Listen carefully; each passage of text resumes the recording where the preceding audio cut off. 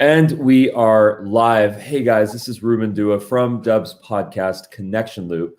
Today I'm with Chelsea Pites, Rhymes with Lights. We are going to get into this topic of building a personal brand on social media and also how to build a content calendar, what to post.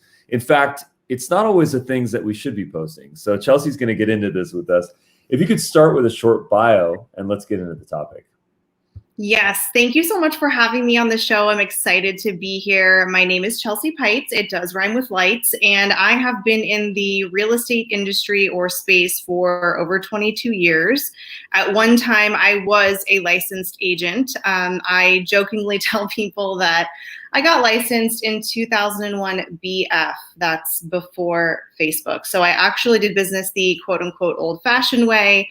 I'm not a digital native. I did not grow up with the Internet of Things. I did not grow up with all of the socials. And now what I do in the real estate space is help real estate professionals understand how to leverage what the algorithm is looking for and to create human relatable content that will result in them building a powerful personal brand that will attract your ideal audience. So I think people get stuck in their heads a lot when they say, what should I post? And there's a lot of mental cycles that happen. And in fact, in those mental cycles, there's actually a lot of challenge, a lot of stress, a lot of things come up, a lot of trauma, a lot of fear. Fear of being judged, fear of not saying the right things, fear of upsetting people, feeling like they're not being productive, like they're not doing what they should be doing to serve their bottom line.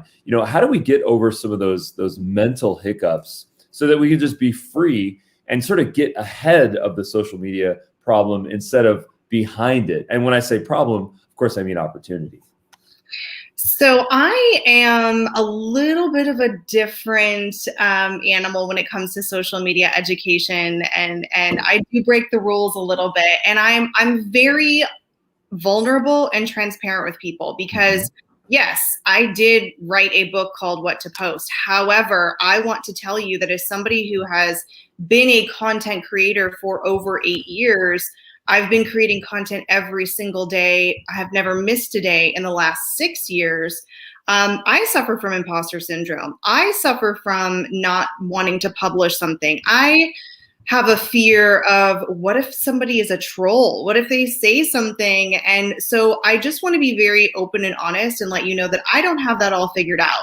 But I'm hoping that it will resonate with the people who are watching and listening this, that you don't have to have it all figured out. You can start before you're ready, and you may or may not ever overcome those fears and anxieties. And maybe some days you'll have days where you have those fears and some days where you don't.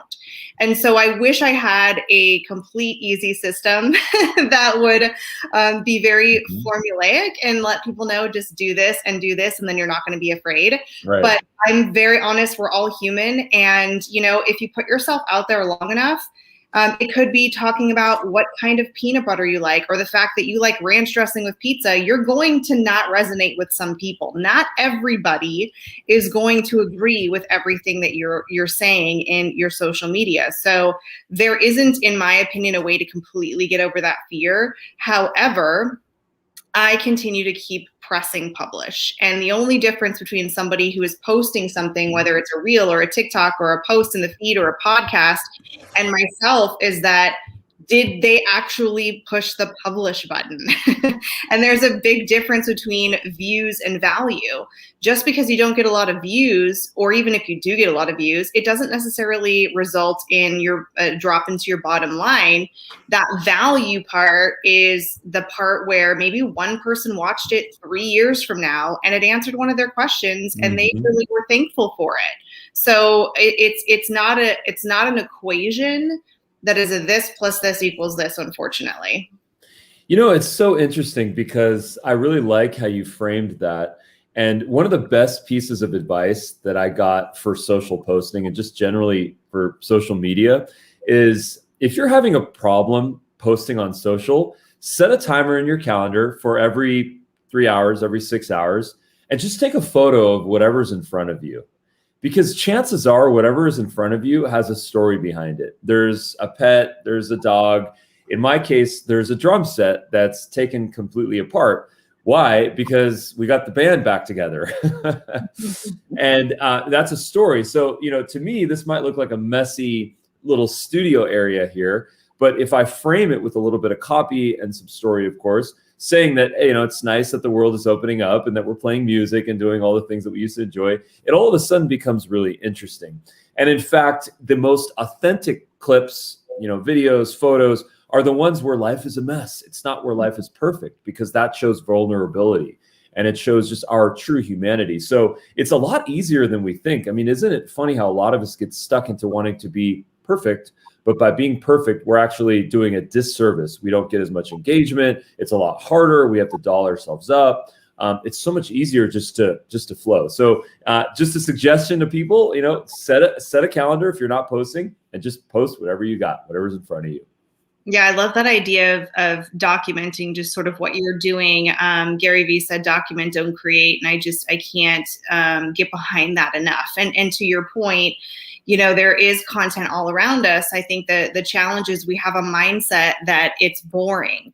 But I tell people there's magic in the mundane. When you sit down around the table, and hopefully for many of us, that's going to be something that we get to do very soon with our extended family and friends, and you're chatting about the day-to-day, I don't have super exciting news to tell my husband every night. Like, oh my gosh, this happened, right? We're talking about I had to get tires on the car and then this happened. That mundane stuff is what connects us to people. And I have made tons of educational videos about how to make more money with your marketing, how to lead generate. And still, no matter what happens, the mundane things that happen in my life is what gets the most engagement.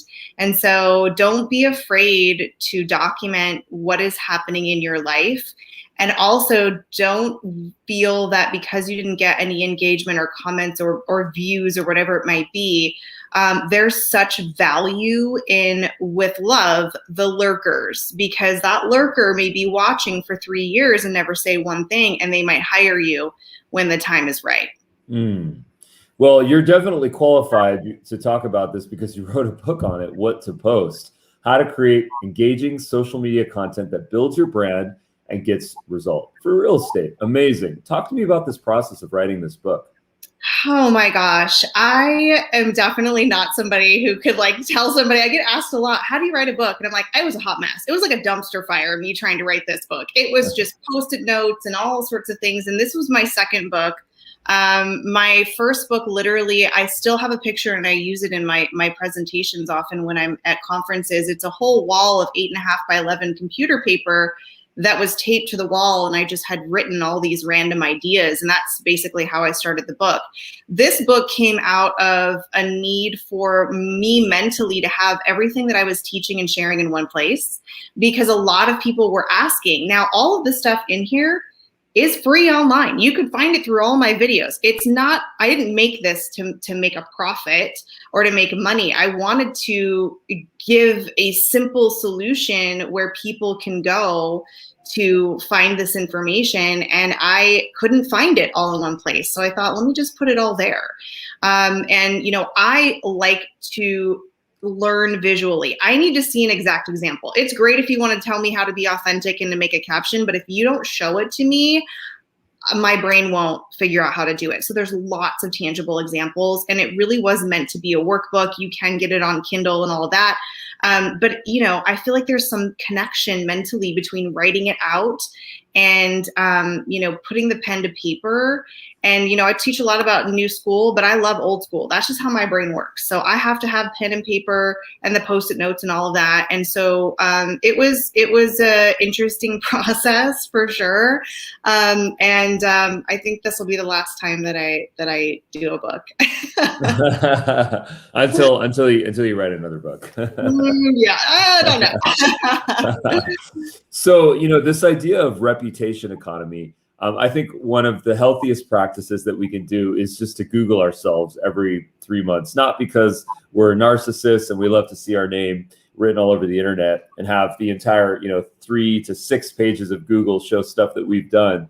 It's just because that's what other people are seeing, and whether it's our Amazon link or whether it's our blog or whether it's our social profiles, our website profile on our business website, whatever the case may be, that's what other people are seeing. And a lot of us don't do that. There's some actual fear of Googling yourself because you don't know what's going to come up. It could be one of those personal profile, websites that gives away cell phone numbers and emails. But it's actually very important that we do go through that practice so that we can say, well, that's where I should be investing my time into those top 3 to 6 channels. What is your take on that? How do we improve our reputation, our profile, and just stay ahead of that wave? Mm-hmm. Yeah, it was interesting. I've done a lot of research, sort of my background's in clinical psychology. I have a real interest in the neuroscience of social media and product psychology and behavioral design and all of those things. So I studied a lot about that over the last number of years. And one of the most interesting studies that I always refer back to, and now I can't remember who created the study, but it was about trust and reputation, basically, and how we utilize the tools that we have at our fingertips to make an immediate decision on who's trustworthy and who's not. And so they had this chart and they were showing Uber drivers at the top. Uber drivers and Lyft drivers are the #1 most trusted out of colleagues, neighbors, and then there was a whole bunch of other things. And so going into the details as to why that was occurring is because at any time you could look at your phone and see a profile picture and a star rating and have information, which whether it was, actually true or not, you took that data point and said, this is somebody that I can trust. And the same is true for all of us. And that is exactly what we do. Industry is irrelevant. Behavior is not. So what happens is, my son was 3 years old. I have a picture of him that I always keep in my office because he is in front of the YouTube little iPad he has. He says to me, Mom, I don't want to watch this cartoon anymore. And I said, why? You love that cartoon. He said, it doesn't have all the stars.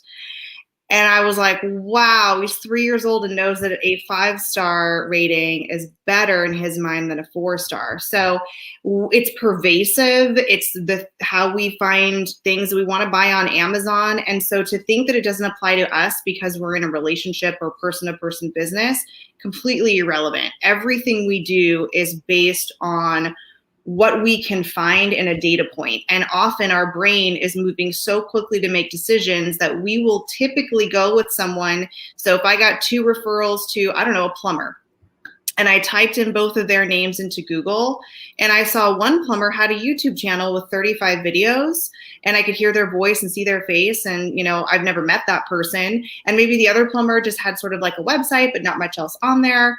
I'd probably call the person with the videos because it's an extra data point for me.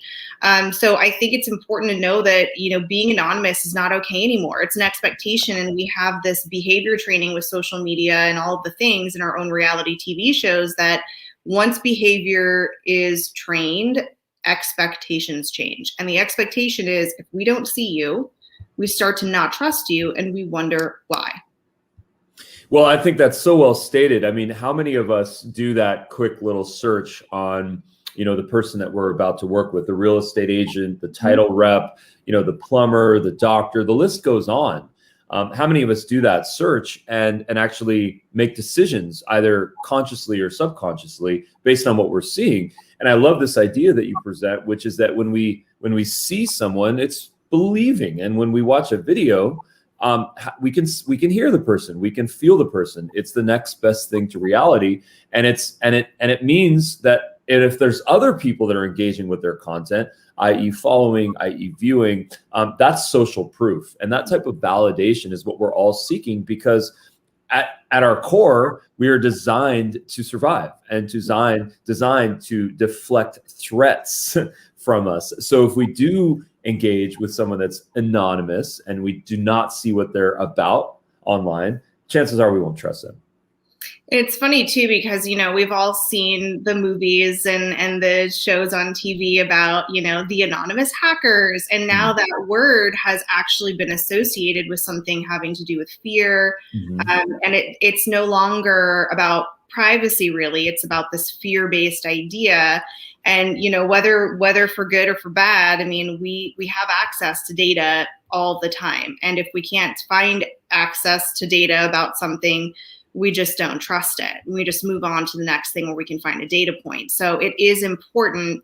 One thing we took away from 2020, which perhaps, it maybe never really impacted the world of somebody before, but digital was the only way we were connecting. I mean, if you had my Zoom link or social media, that's the only way you saw me.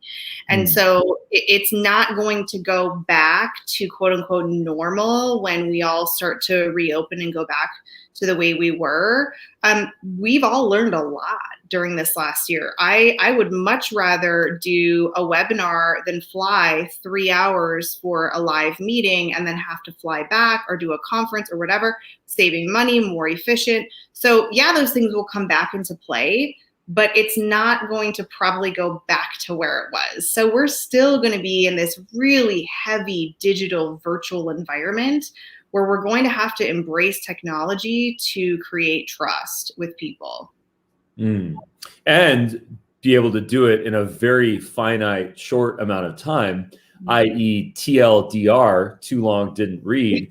How do we solve that problem where people aren't necessarily reading those long testimonials or those long emails that we're writing or a doc that we might have sent? How do we solve that? What's a simple way for us to get our message, our trust across, and effectively to build relationships? Oh, nobody ever really likes this answer. But the way that you solve the TLDR, the way you build brand, the way you build trust through technology in a screen-to-screen environment is you have to show your face. And there's a science. There is a science, an undeniable science. My first book was called Talking in Pictures. And it is about the science of screen-to-screen communication and how we essentially cameras and communicating with cameras has changed the way that we communicate, the way we build communities, and the way that we're going to be doing business and building brand.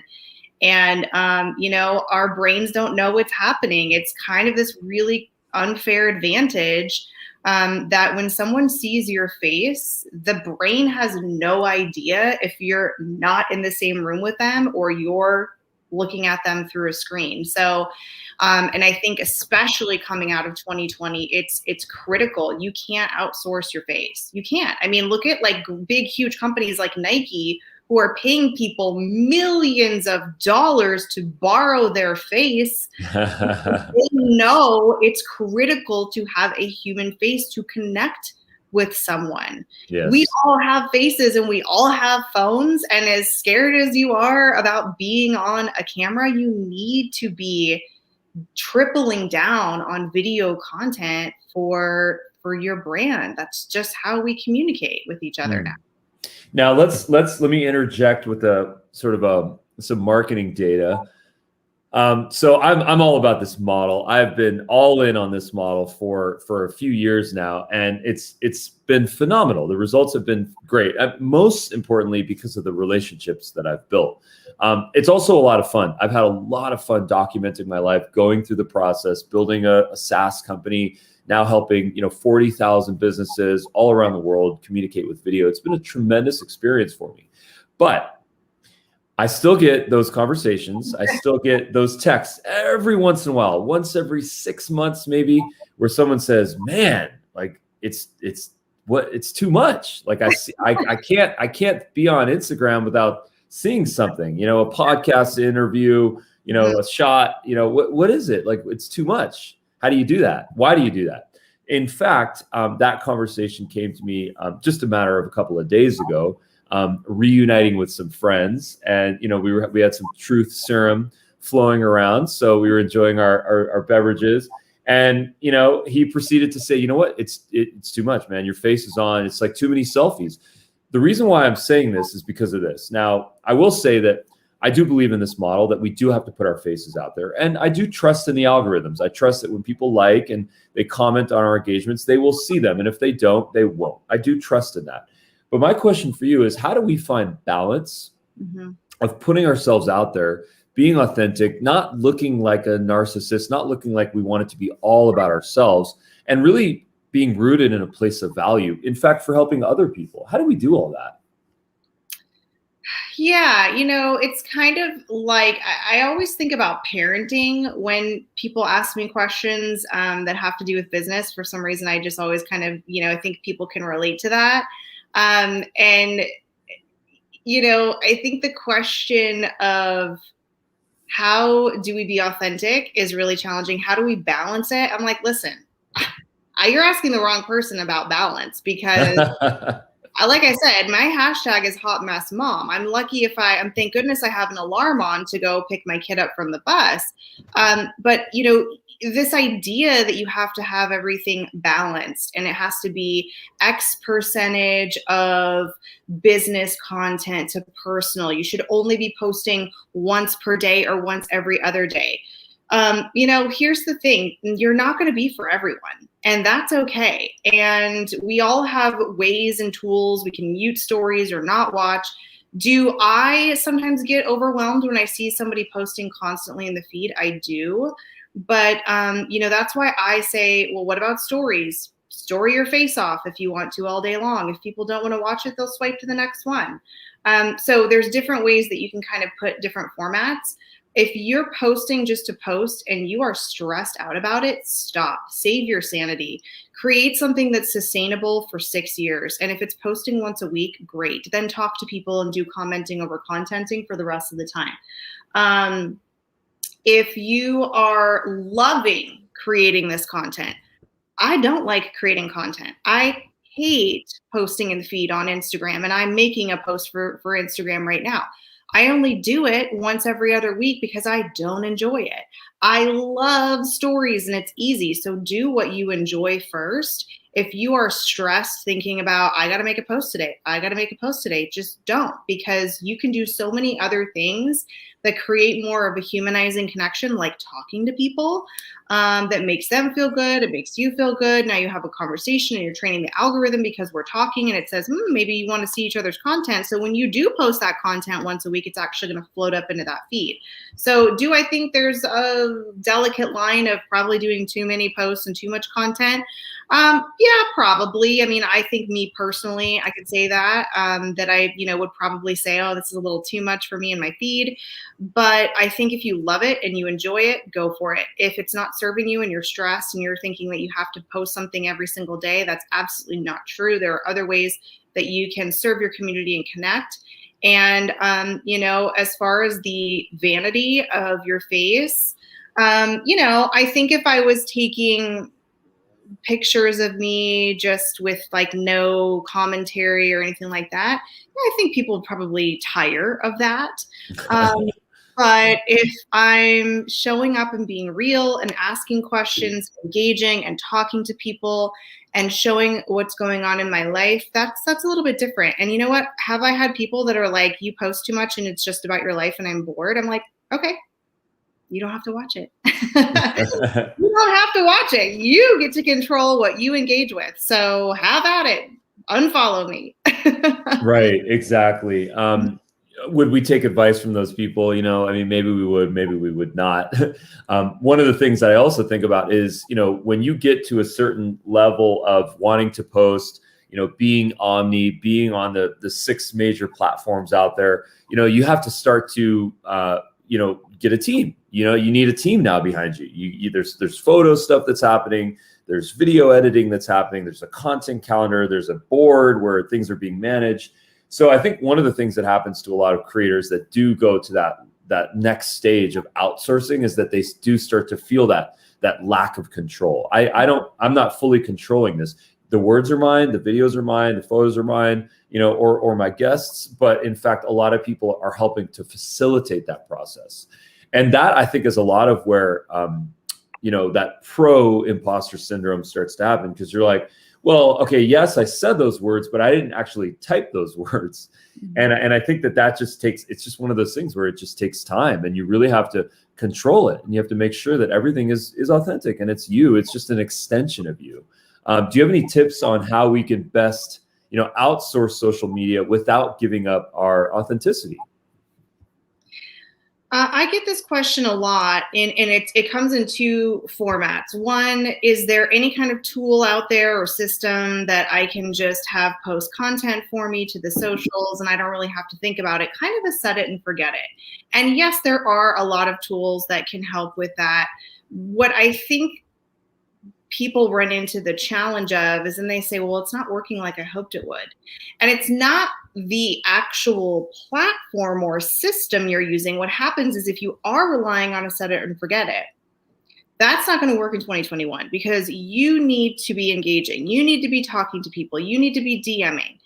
And so that is one of the things that I see people saying is that what didn't work for me? Well, were you doing anything else? Was it a compliment? Was it helping you to be more efficient? Or was that the only thing you were relying on? The other question is, oh, this is great. I have, an 18-year-old son or daughter. They're going to help me with TikTok and all that. I'm just going to have them do it. And I'm like, well, definitely amazing to have somebody on your team who understands your brand and your culture and the way that you speak and can help represent you as you. But if you're not in the videos, if you're not in the photos and you are trying to completely 100% outsource your brand, unless you're going to pay a ton of money to an agency who is going to really spend the time to learn who you are, it's pretty impossible, in my personal opinion, to be super successful in 2021 and beyond, outsourcing your brand 100%. Yeah, I totally agree with you. Well, Chelsea, thank you so much for the time. Where can people engage with your content, visit you on your website? Give us all your channels, please.